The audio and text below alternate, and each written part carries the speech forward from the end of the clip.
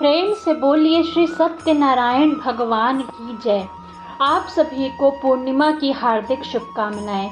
आज इस वीडियो में सुनिए सत्यनारायण व्रत कथा।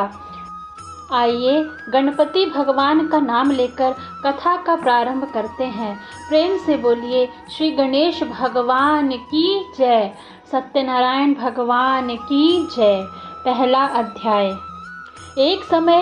एक समय नैमिषारण्य तीर्थ में शौनक आदि 88,000 ऋषियों ने श्री सुत जी से पूछा, हे प्रभु, इस कलयुग में वेद विद्या रहित मनुष्यों को प्रभु भक्ति किस प्रकार मिलेगी तथा उनका उद्धार कैसे होगा। इसलिए हे मुनि, कोई ऐसा तप कहिए जिससे थोड़े समय में पुण्य प्राप्त होवे तथा मन वांछित फल मिले। वह कथा सुनने की हमारी इच्छा है। सर्वशास्त्र ज्ञाता श्री सुत जी बोले, हे वैष्णवों में पूज्य, आप सबने प्राणियों के हित की बात पूछी है।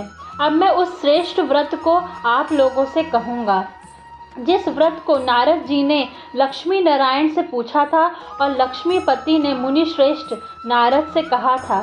सो ध्यान से सुनिए। एक समय योगी राज नारद जी दूसरों के हित की इच्छा से अनेक लोकों में घूमते हुए मृत्यु लोक में आ पहुँचे। यहाँ अनेक योनियों में जन्मे हुए प्रायः सभी मनुष्यों को अपने कर्मों द्वारा अनेकों दुखों से पीड़ित देखकर सोचा, किस यत्न के करने से निश्चय ही प्राणियों के दुखों का नाश हो सकेगा। ऐसा मन में सोचकर विष्णु लोक को गए। वहाँ श्वेत वर्ण और 4 भुजाओं वाले देवों के ईश नारायण को देखकर, जिनके हाथों में शंख, चक्र, गदा और पद्य थे तथा वरमाला पहने हुए थे, स्तुति करने लगे। हे भगवान, आप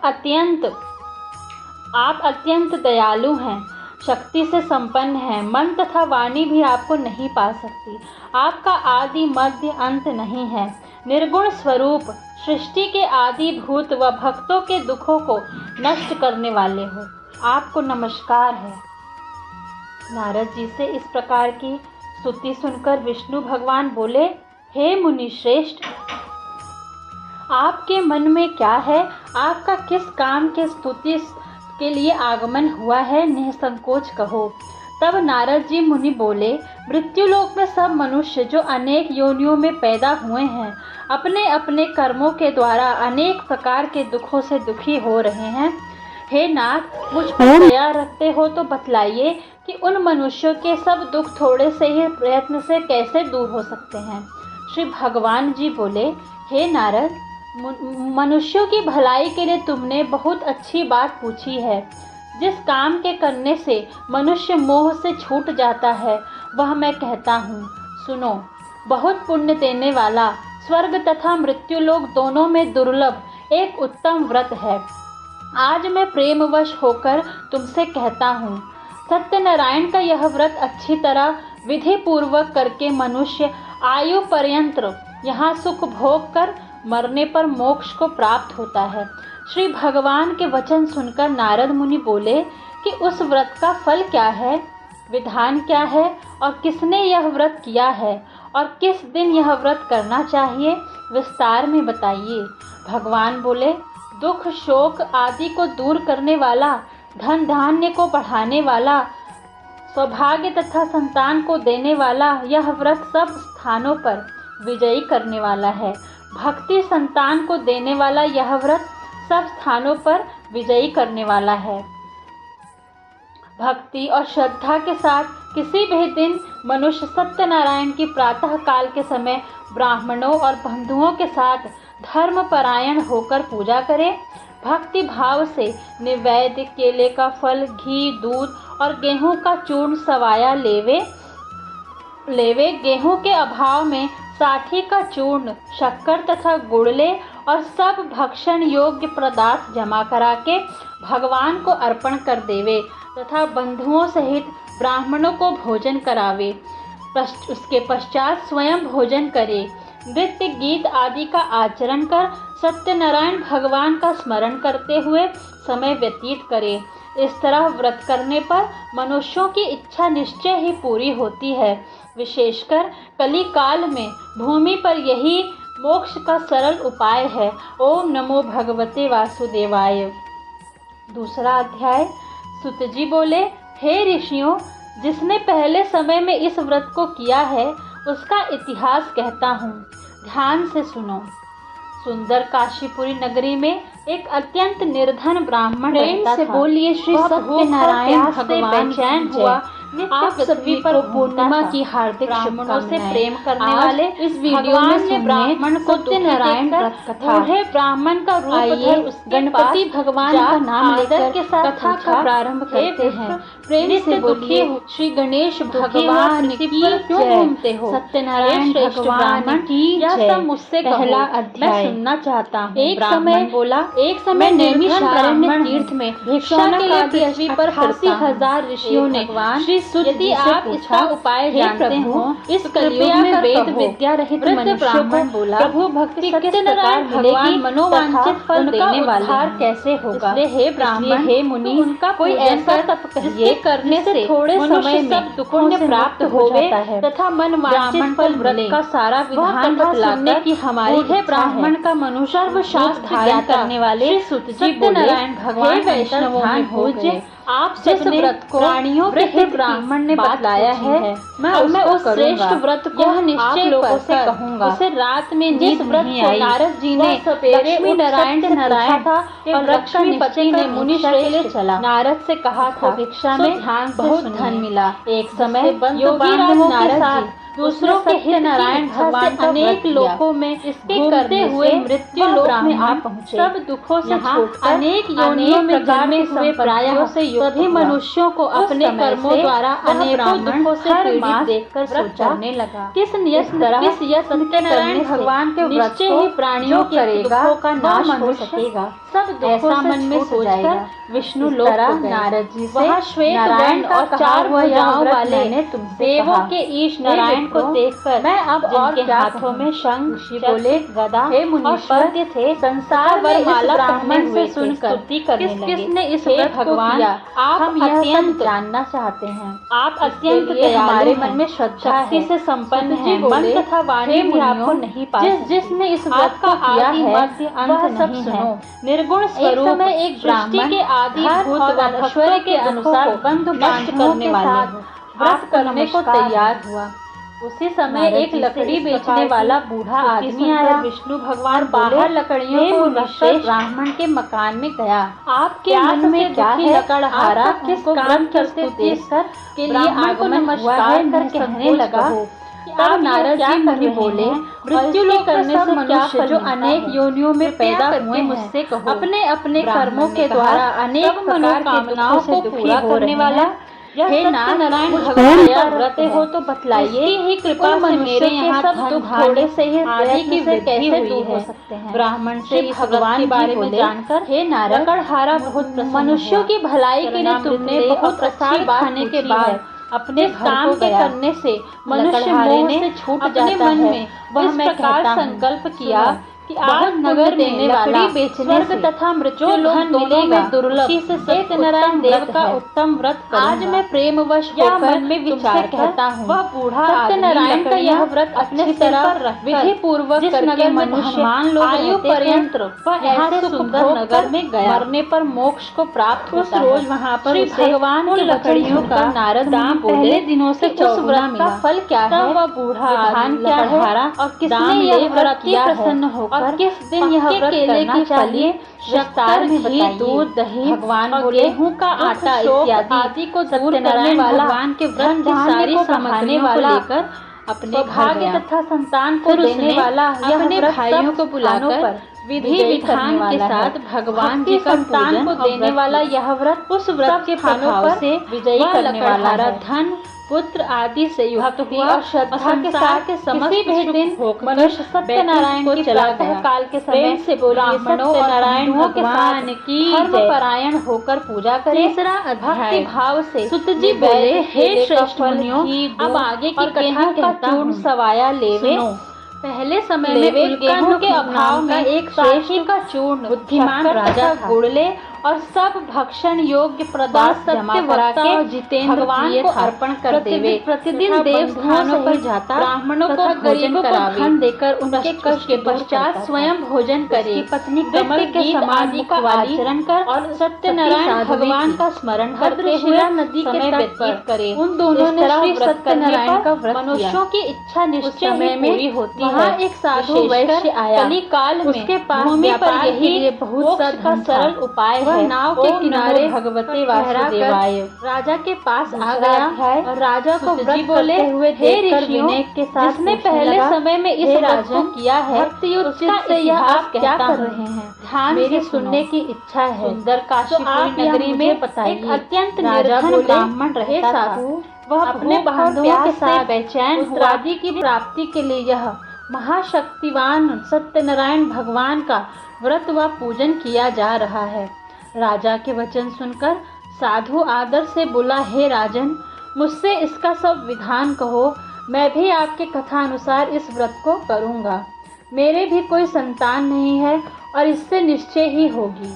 राजा से सब विधान सुन व्यापार से निवृत्त हो वह आनंद के साथ घर गया।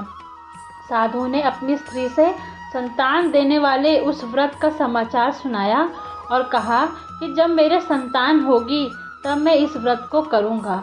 साधु ने ऐसे वचन अपनी स्त्री लीलावती से कहे। एक दिन उसकी स्त्री लीलावती पति के साथ आनंदित हो संसारिक धर्म में प्रवृत्त होकर सत्यनारायण भगवान की कृपा से गर्भवती हो गई तथा 10वें महीने में उसके यहाँ एक सुंदर कन्या का जन्म हुआ। दिनों दिन वह इस तरह बढ़ने लगी जैसे शुक्ल पक्ष का चंद्रमा बढ़ता है। कन्या का नाम लीलावती रखा गया। तब लीलावती ने मीठे शब्दों में अपने पति से कहा कि आपने संकल्प लिया था कि भगवान का व्रत करूँगा, अब आप उसे करिए। साधु बोला, हे प्रिय, इसके विवाह पर करूँगा। इस प्रकार अपनी पत्नी को आश्वासन दे वह नगर को गया। कलावती पितृगृह में वृद्धि को प्राप्त हो गई। साधु ने जब नगर में सखियों के साथ अपनी पुत्री को देखा तो तुरंत दूत बुलाकर कहा कि पुत्री के वास्ते कोई सुयोग्य वर देख कर लाओ। साधु की आज्ञा पाकर दूत कंचन नगर पहुंचा और वहां पर बड़ी खोज कर देखभाल कर लड़की के लिए एक सुयोग्य वाणिक पुत्र को ले आया। उस सुयोग्य लड़के को देखकर साधु ने अपने बंधु बांधवों सहित प्रसन्नचित अपनी पुत्री का विवाह उसके साथ कर दिया, किंतु दुर्भाग्य से विवाह के समय भी उस व्रत को करना भूल गया। तब श्री भगवान क्रोधित हो गए और शाप दिया कि तुम्हें दारुण दुख प्राप्त होगा। अपने कार्य में कुशल साधु बनिया जमाता सहित समुद्र के समीप स्थित रत्नपुर नगर में गया। वहां दोनों ससुर जमाई चंद्रकेतु राजा के उस नगर में व्यापार करने लगे। एक रोज भगवान सत्यनारायण की माया से प्रेरित कोई चोर राजा का धन चुराकर भागा जा रहा था, किंतु राजा के दूतों को आता देखकर चोर ने घबरा कर भागते हुए राजा के धन को वहीं चुपचाप रख दिया जहां वो ससुर जमाई ठहरे हुए थे। जब दूतों ने उस साधु वैश्य के पास राजा के धन को रखा देखा तो वे दोनों को बांध कर ले गए और प्रसन्नता से दौड़ते हुए राजा के समीप जाकर बोले, हे, यह दो चोर हम पकड़ कर लाए हैं, कृपया आज्ञा दें। तब राजा की आज्ञा से उनको कठोर कारावास में डाल दिया गया और उनका सब धन छीन लिया। सत्यनारायण भगवान के श्राप द्वारा उनकी पत्नी भी घर पर बहुत दुखी हुई और घर पर जो धन रखा था उसे चोर चुरा ले गए। शारीरिक व मानसिक पीड़ा तथा भूख प्यास से अति दुखित हो अन्न की चिंता में कलावती एक ब्राह्मण के घर गई।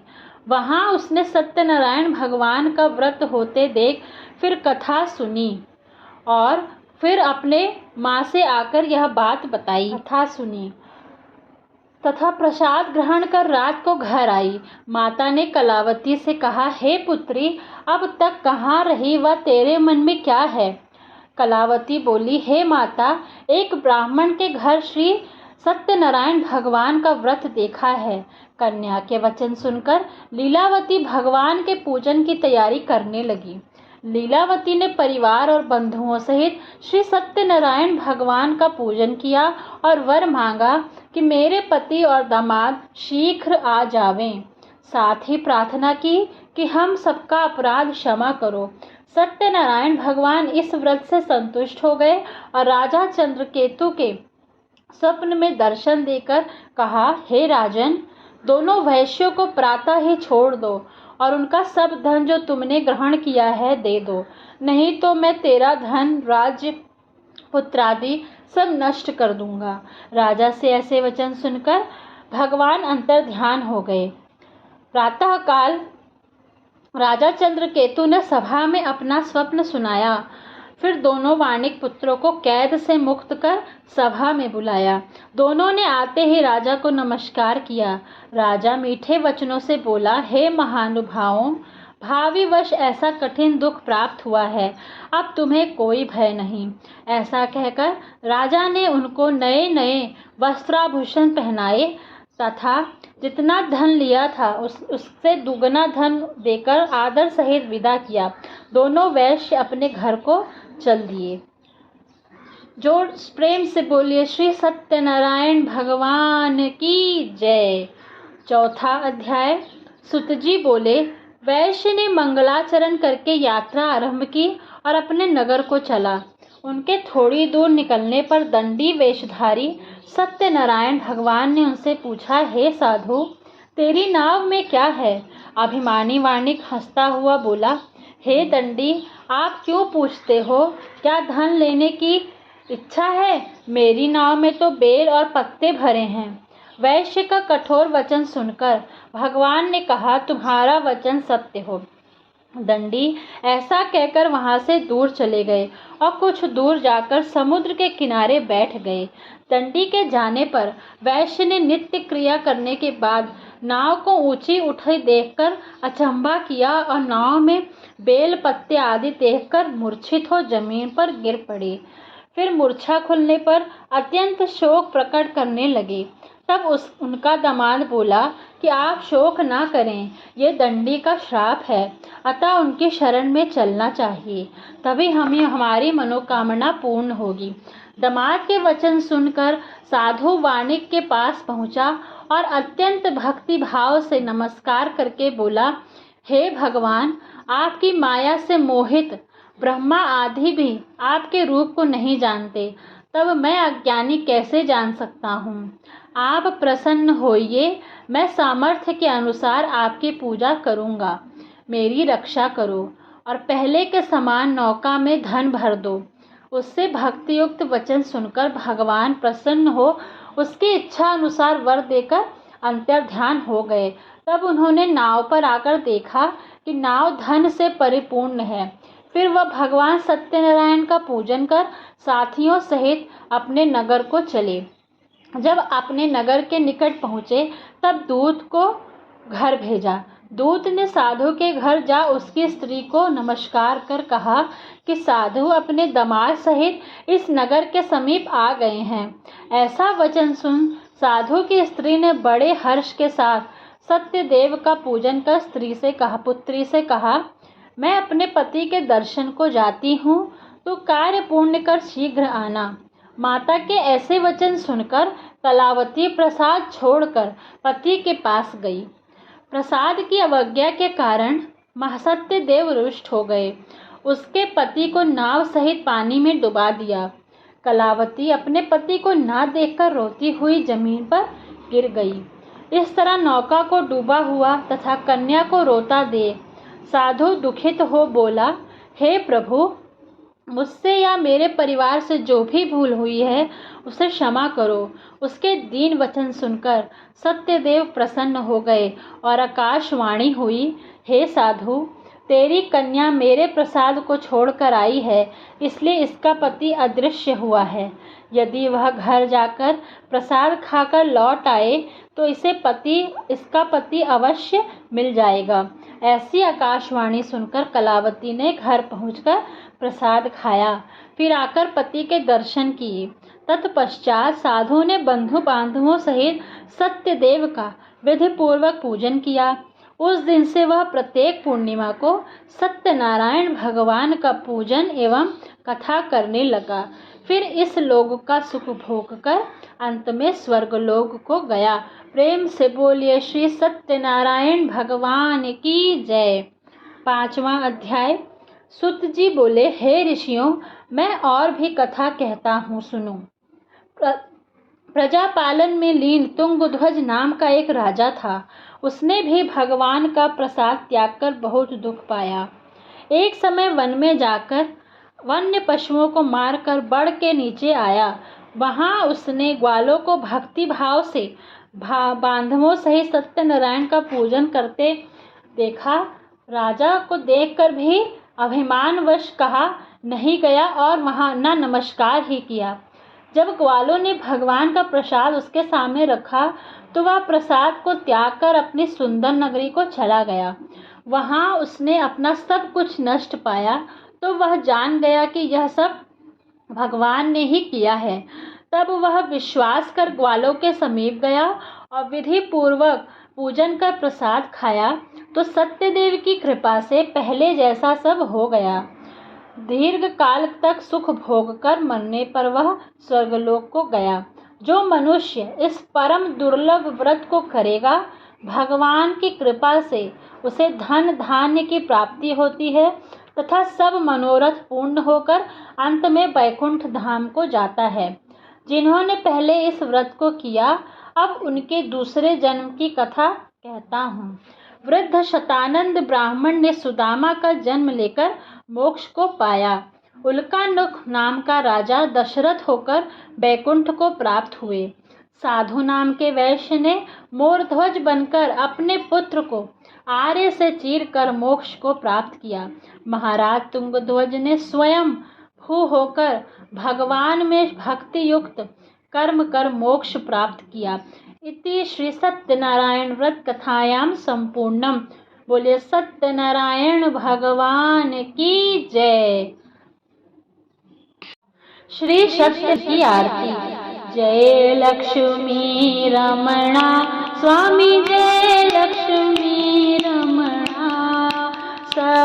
सत्यनारायण स्वामी, सत्यनारायण स्वामी, जनपातक हरणा। ओम जय लक्ष्मी रमणा। रतन जड़ित सिंहासन, अद्भुत छवि राजे। नारद करक निरंजन, घंटा ध्वनि बाजे। ओम जय लक्ष्मी रमणा।